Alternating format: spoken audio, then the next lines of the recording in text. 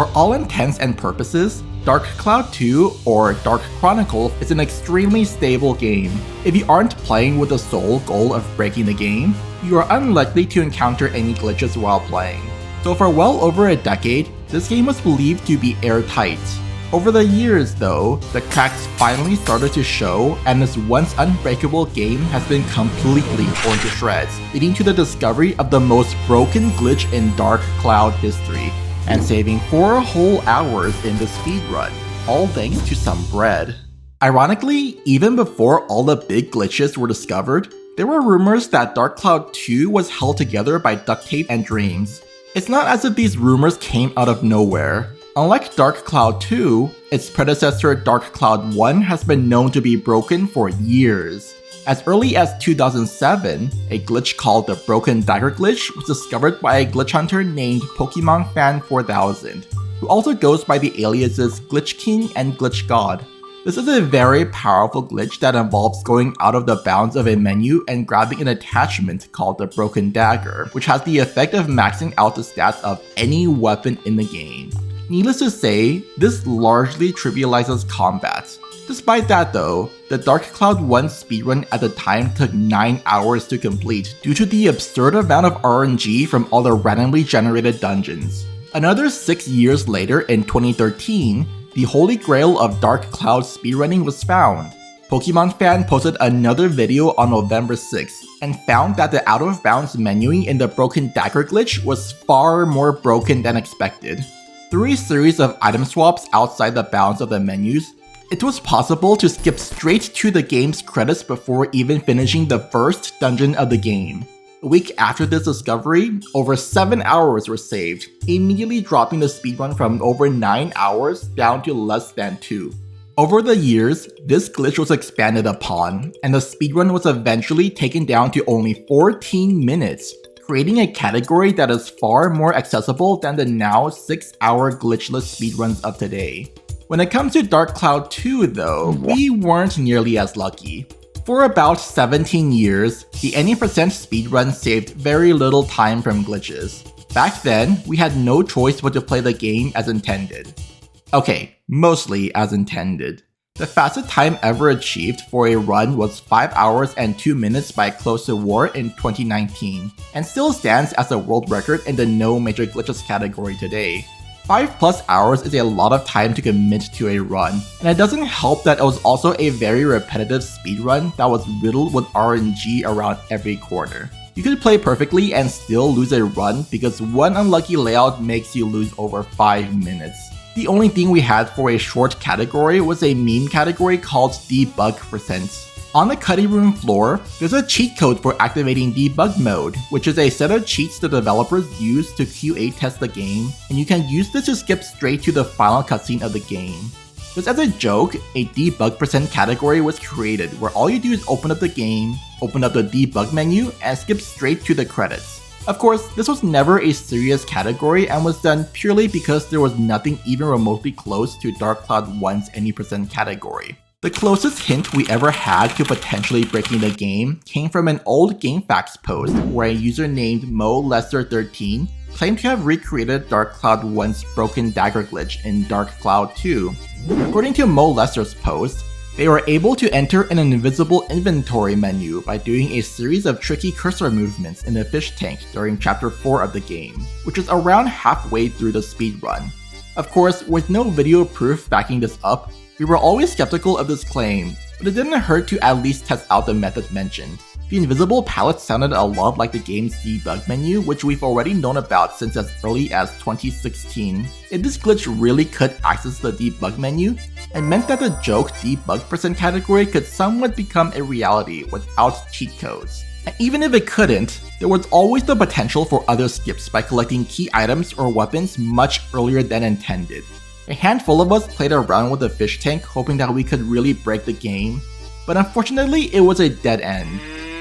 While it's not really a surprise that nothing came out of it, some of us really wanted to huff that copium in hopes that we could find something big for the run. That said, the Dark Cloud 2 speedrunning community has never been particularly savvy when it came to glitches. Sure, we did manage to find a few things here and there, but the majority of glitches found were discovered by Pokemon Fan 4000, the same person who completely tore Dark Cloud 1 into pieces. The glitches Pokemon Fan found for Dark Cloud 2 were for the most part pretty harmless.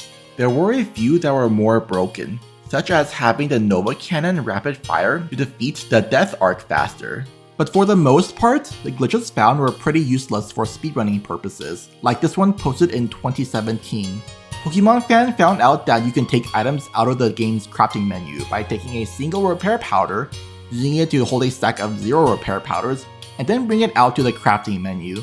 It did become possible to softlock as early as chapter 1 of the game, but it was essentially a useless glitch, or so we thought. You see, while this glitch was useless at the time, what we didn't realize was that this would be one of the catalysts for the most broken glitch in Dark Cloud history to be discovered.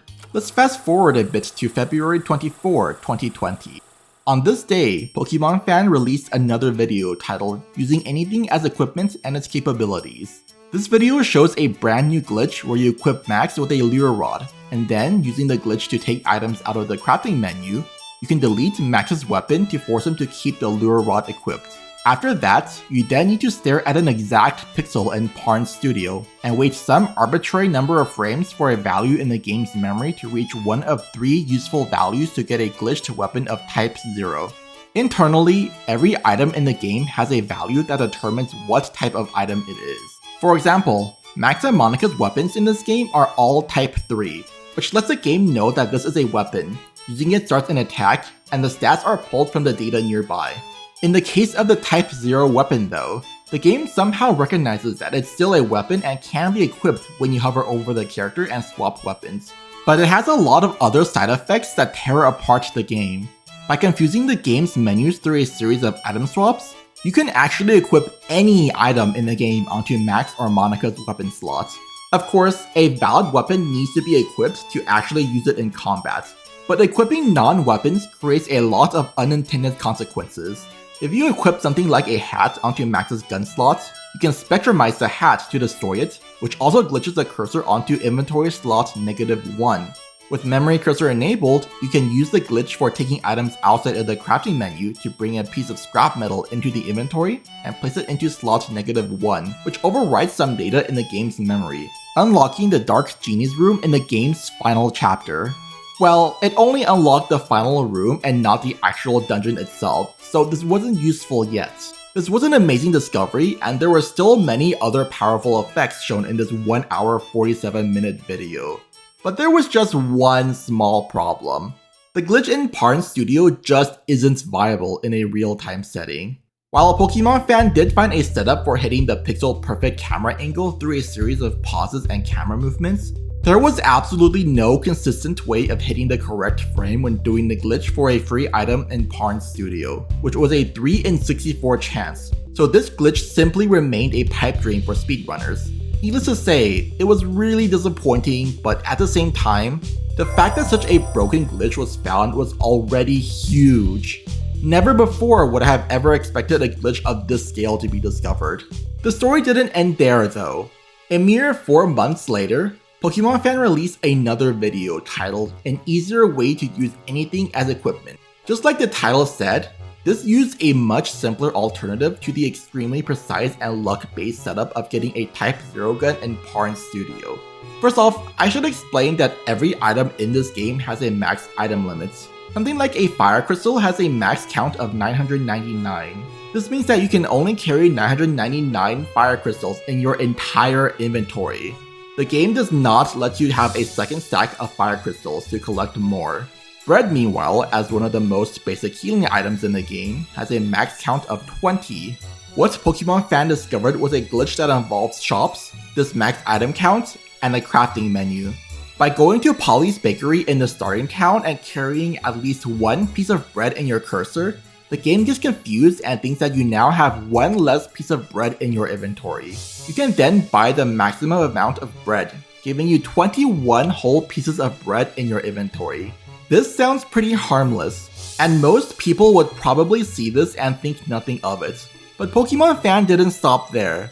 Oh no, this is where the magic happened. By going into the game's crafting menu and doing a bit of item unstacking and swapping shenanigans, you can force this 21st piece of bread to return to the main stack, deleting it from existence, but with some data glitched up. While in this state, you can then return to the actual inventory, grab the stack of 20 bread, swap it with a spare gun for max, and then try to cancel out of it with circle, which confuses the game as it fails to send the gun into the crafting menu. You can then swap this gun with the gun in Max's hand, switch this gun for another stack of items, and then press circle to return this item to Max's gun slots. In essence, it is now possible to equip any item in the game onto Max or Monica's weapon slots. Unlike with the old setup though, you can only do this once at a time. Every single time you wanted to do any weird menuing shenanigans, you would need to buy another piece of bread from Polly and do this whole thing again. Thankfully, there's a solution, and that's to get a Type 0 gun. But wait, I thought you said getting a Type 0 gun wasn't reasonable. Well, yes, the Parn Studio version of the glitch is impossible because it's pixel perfect and frame perfect. But there is now another way of doing it. On top of what I mentioned earlier, Pokemon Fan discovered another use for the Equip Anything glitch, which not even debug mode can replicate. The explanation for this is much more complicated, so bear with me. First off, the Equip Anything glitch can be used to equip literally any item onto any slots, which includes costume slots, which means you can actually equip a weapon like the Grade 0 onto Monica's outfit slot. For the sake of this example, let's give the Grade 0 an Exorcism stat of 0 and a Beast stat of 22 and have Monica equip it as an outfit. Next we'll look at the Ride Pod, which is Max's giant robot companion. The Ride Pod works much differently from Max or Monica, and as a result, he produces some very different side effects. If you use the Equip Anything glitch to equip a new energy pack for him and then make him equip any item, you will now pull out a classic gun. For some reason, when you glitch an item onto the Ride Pod's energy pack slot, it accesses data that is part of Monica's outfit slot. Think of it as an invisible slot that starts in the middle of Monica's outfit slot and leaks into some other part of the game's data. As for why I pulled out a classic gun, this is because the data happens to line up perfectly so that a weapon's Beast stat corresponds to the item of whatever ID is in this invisible slot. Because I equipped Monica with a Grade 0 that had 22 Beast, I pulled out a classic gun which has an ID of 22. Not only that, but the Exorcism stat corresponds to what type of item it is. So this is actually a Type 0 classic gun. The Type 0 gun makes menuing significantly faster, as you can now pull off the glitches without having to constantly go back into Polly's shop to buy more bread and do all this flip-floppery in the crafting menu. So not only is this glitch much easier to pull off than a glitch in Parn Studio, but it can also create the very item that we wanted from Parn Studio in the first place. While this glitch is absurdly broken, it unfortunately is not capable of skipping straight to the credits unlike with Dark Cloud 1. The speedrun was still quite long. However, it did call for a complete overhaul of the any % speedrun. Dark Cloud 2's dungeon crawling has a ton of RNG due to the fact that dungeon layouts are all randomly generated. The way you progress through each floor of a dungeon is to defeat monsters until you get your hands on an item called the Gates Key in order to open the door. These items are one-time use and they disappear as soon as you exit a floor, so you can't simply play an easy stage and hoard a bunch of items for the rest of a dungeon. This property of an item deleting itself upon leaving a dungeon floor is actually tied to another value which I call the property value. These gate keys normally have a property value of 26. But changing it into another value makes them act like regular items and not delete themselves automatically. Because of this, you can simply create gate keys from scratch using the Equip Anything glitch, and they won't automatically delete themselves. On top of that, Pokemon Fan also found ways to duplicate items by messing around with data in this glitch slot, which means that halfway through Chapter 2, speedrunners no longer need to collect any gate keys whatsoever, negating a large portion of the RNG. Not only that, but he also found a setup to get a weapon with over 30,000 attack, which is well beyond the game's limit of 500 attack on Max's best hammer, trivializing combat even harder than Dark Cloud 1 ever could. While it was great having this glitch, it was also really complicated, so routing it was a massive pain. I ended up spending about 4 days straight doing absolutely nothing but messing around with this glitch when the video first dropped. and became the first to complete a run with this new glitch on June 20th. It was certainly a unique challenge making heads and tails of the glitch and trying to find new setups to minimize the amount of menuing. I've done a decent bit of routing over the years, but this was one of the more fun challenges because of just how different it was having to wrap my mind around all the glitchy shenanigans. In the end, a brand new any percent category was created for this glitch, and instead of a 5+ hour run, I eventually ended up with a 3-hour 24-minute run that contains a really complicated 30-minute menuing sequence. Well, I'm nowhere near as good as Close to War is at speedrunning, and I certainly didn't put in nearly as much time as he has, so there's still quite a bit of potential time save for this category. While it's nice having a new category that's much shorter, having to do a 30-minute menuing sequence just to cut out any semblance of skill for the rest of the run that still lasts over 3 hours isn't something the rest of the community is down with, so this run stayed a meme. It only took Pokemon Fan another 2.5 months to make another massive discovery. So it turns out, the inventory is a lot glitchier than expected. For some reason, every time you enter and exit the inventory without closing out of the menu or moving the cursor to a different menu, the entire inventory gets moved over 2048 bytes further into the game's memory. By opening and closing the menu 587 times, and then equipping Max with a pair of wing shoes, you can unlock the final dungeon. And when combined with all the other glitches, it means it's possible to beat the game as early as halfway through Chapter 2. Not quite as fast as Dark Cloud 1, but this means the speedrun would be within the 1 hour range. Or at least it would have been, but there is just one problem with the setup. You see, this glitch unlocks Chapter 8 and lets you beat the final boss of that dungeon. While that is the final chapter of the game, Chapter 8 is considered post-game content and not a part of the main story. Traditionally, speedruns outside of the completionist speedruns like All Medals and Plat Percents all end on a last hit against Dark Element in Chapter 7, which is where the main story ends and the credits first roll. Because of this technicality, it was ultimately decided that defeating Dark Genie in Chapter 8 is not considered valid for any percent speedruns, so no changes were made to the leaderboards. It wasn't until February 15 of 2021 where the speedrun took its next big turn. On this day, Pokemon Fan released Part 2 of his series called Item Menu Overflow Capabilities. Here he found that by opening and closing the inventory 797 times and equipping Max with a pair of leather shoes corrupts the cursor of the crafting menu, sending it all the way out of bounds. Now, by grabbing invisible items and swapping them around, much like the broken dagger glitch in Dark Cloud 1, he managed to corrupt the game's memory and move the inventory cursor to slot negative 18,026. By opening and closing the menu another 244 times, Pokemon Fan managed to grab a battle wrench created with important data in the game's memory, and he replaced it with a Type 3 item with 28,593 chill, which unlocks debug mode.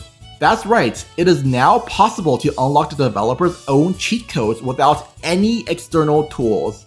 This meant that finally, we had our own wrong warp category that is drastically shorter than the no major glitches category of the game. After spending some time routing and doing a bunch of runs, I managed to bring the time down to just 1 hour and 8 minutes. While it is possible to warp straight to the final cutscene after defeating Dark Element, because the speedrun ends on the final hit against Dark Element, runners did still need to get a powerful weapon for Monica to defeat the final boss. Unfortunately, about 20 minutes of this run was still menuing, which I personally didn't mind. I really like the glitchy menuing just because of how unique it is, with the sheer absurdity of manipulating in-game data so freely. What wasn't so fun though was that half of this menu was spent opening and closing the menu exactly 1041 times. What's more, you can't exit out of the menu, which is extremely difficult to do when you have to open and close the menu so many times under time pressure. And it was really easy to lose track of how many times you've opened and closed the menu. Luckily, there was at least a visual cue for when you were close, as the game starts corrupting your money count. But it was still a bit of a joke run, and only 2 of us ever bothered to do a run of this category. It wasn't until 2025 when the game would reach its current form.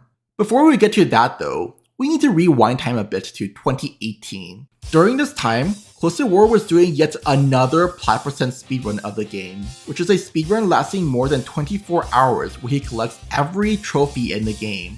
This wasn't his first time doing this run. He has actually done multiple attempts of this category. But unfortunately for him, on one particular run, he got a crash very late into the game. Before the crash happened, for some reason he managed to have Monica hit enemies without actually attacking, which is something none of us have ever seen before.